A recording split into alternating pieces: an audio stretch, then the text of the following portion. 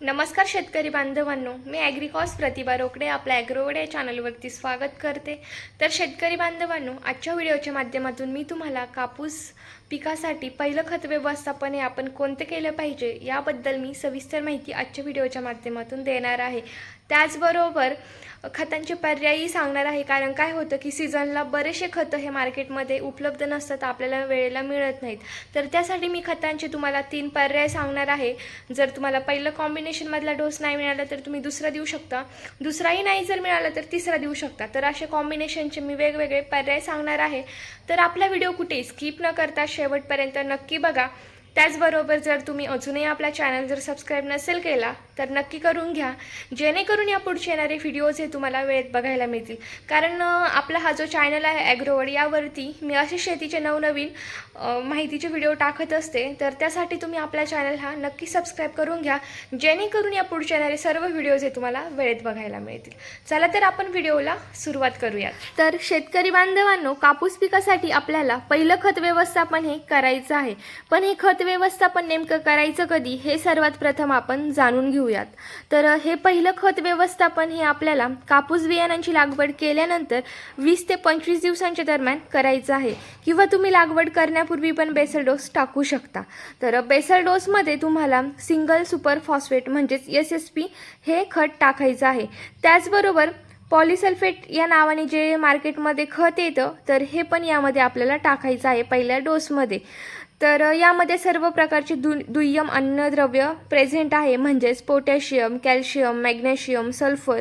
तर हे सर्व अन्नद्रव्य या पॉलिसल्फेट या खतामध्ये प्रेझेंट आहेत. तर त्यासाठी सुरुवातीला तुम्हाला बेसल डोसमध्ये हे खत टाकायचे आहे. तर आता याचं प्रमाण आपण जाणून घेऊयात. तर SSP म्हणजे सिंगल सुपर फॉस्फेट जे आहे, तर याचं एकरी प्रमाण हे तुम्हाला 2 बॅग टाकायचे आहेत. त्याचबरोबर पॉलिसल्फेट हे जे खत आहे, तर याची एकरी 1 बॅग तुम्हाला टाकायची आहे. तर हे दोन्हीही खतं एकत्रित करून तुम्हाला याचा बेसल डोस टाकायचा आहे. यानंतर आता आपण जाणून घेऊयात की लागवड केल्यानंतर 20 ते 25 दिवसांच्या दरम्यान कोणत्या खतांचा डोस द्यायचा आहे. तर यामध्ये मी तुम्हाला खतांचे 2 ते 3 पर्याय सांगणार आहे. तर त्यापैकी तुम्हाला जे खत उपलब्ध होईल, अवेलेबल होईल मार्केटमध्ये, ते तुम्ही टाकू शकता. तर शेतकरी बांधवांनो, यामध्ये पहिला खताचा डोस म्हणजे 10-26-26 प्लस त्यामध्ये मॅग्नेशियम सल्फेट व त्यामध्ये मायक्रोन्यूट्रिएंट. तर हे तिन्ही खतं एकत्रित तुम्हाला टाकायचे आहेत. तर आता याचं एकरी प्रमाण हे किती घेतलं पाहिजे हे आपण जाणून घेऊयात.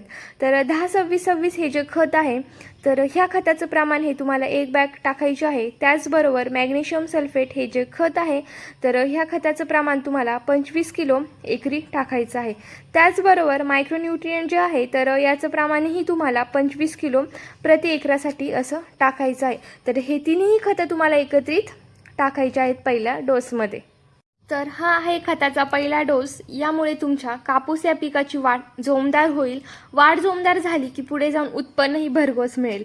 त्याचबरोबर कापूस या पिकावर येणारा जो लाल्या रोग आहे, त्याचबरोबर पानांवर पडणारे पिवळे टिपके, बुरशी, तर या कोणत्याही रोगांना हे झाड बळी पडणार नाही. व महत्त्वाचा पॉईंट म्हणजे झाडाची ग्रीनरी, काळोखी चांगली टिकून राहील व झाड ही निरोगी राहण्यास मदत होईल. तर यासाठी तुम्हाला खतांचा कॉम्बिनेशनमध्ये वापर करणं हे फार महत्त्वाचं आहे, म्हणजेच एकत्रित खतांचा वापर करणं हे महत्त्वाचं आहे.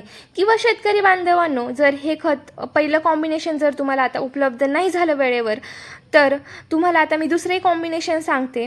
तर ते म्हणजे 18-46-0 प्लस त्यामध्ये DAP.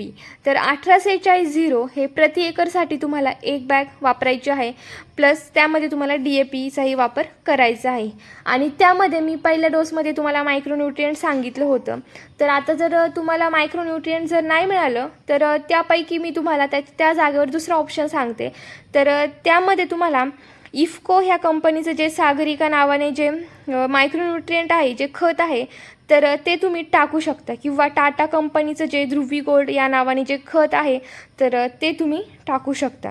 तर शेतकरी बांधवांनो, या सांगितलेल्या खतांच्या दोन्ही डोसपैकी जर तुम्हाला कोणतंच खत मिळालं नाही वेळेवर मार्केटमध्ये, दुकानामध्ये, तर त्यासाठी परत तिसरं कॉम्बिनेशनचा डोस म्हणजे तर 20-20-0-13 किंवा 24-24-08 यापैकी कोणतेही खताची 1 बॅग प्रति एकरसाठी तुम्हाला टाकायची आहे. त्याचबरोबर पोटॅशची 1 बॅग प्रति एकरसाठी तुम्हाला टाकायची आहे.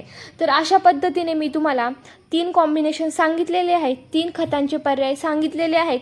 त्यापैकी तुम्हाला जे मार्केटमध्ये जवळच्या दुकानामध्ये उपलब्ध होईल, अवेलेबल होईल, तर ते तुम्ही टाकू शकता. नक्कीच या तिन्हींचेही रिझल्ट तुम्हाला चांगले मिळणार आहेत, कारण मी खूप सिलेक्टिव्ह खतं तुम्हाला सांगितलेली आहेत की जेणेकरून तुम्हाला रिझल्ट चांगले येतील. कपाशीचं उत्पन्न हे जास्तीत जास्त भरघोस मिळण्यासाठी मदत होईल. तर शेतकरी बांधवांनो, व्हिडिओ पूर्ण बघितल्याबद्दल मनापासून धन्यवाद. असंच आपल्या चॅनलला कनेक्ट राहा.